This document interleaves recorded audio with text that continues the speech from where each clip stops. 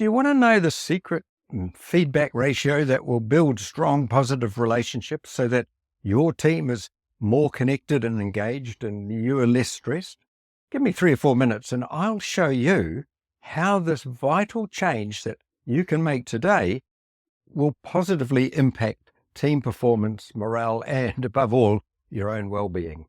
Now, as a manager, you want to create a climate that builds people's confidence. When people feel understood and appreciated, they'll be more confident in doing their work. They won't be worried that their every action is being scrutinized, assessed, and corrected. Instead, when you recognize their strengths, they're more likely to trust you more when you do need to correct something that they're doing that's not right. Now, the traditional way of doing this is with a feedback sandwich. It's an attempt to soften the negative feedback. It's the old positive, negative, positive kind of formula to take care of the harsh reality of actually being critical. Now, it might seem okay to you when you're giving the feedback. I mean, you do it with the best intentions. You might say, you're doing this really well in this area.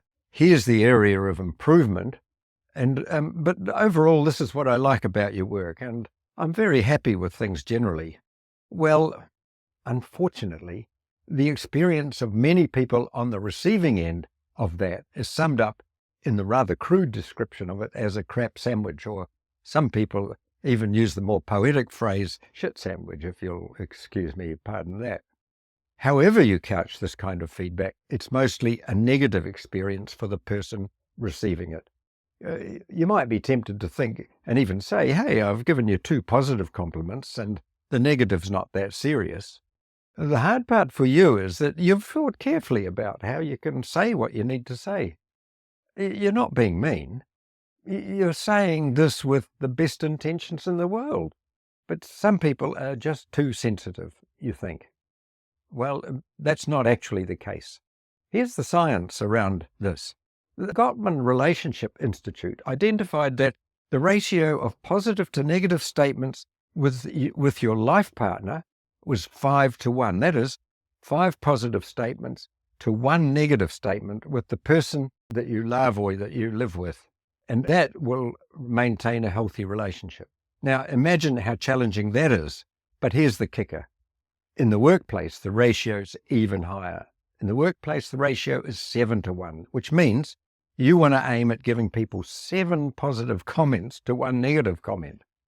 How can you do this? Here's a simple thing that you can do. It's called good finding. And I saw this in action with a very successful manager of a big team in a contact center. Ross spent a lot of his time noticing the little things that people were doing well and naming it for them. His team felt respected, noticed, acknowledged, and valued for what they were doing. You can start this immediately. Every day, look for something that you can say to your team members that's positive. Recognize what they're doing well. Acknowledge their strengths. Name what they are contributing to the team or to the project.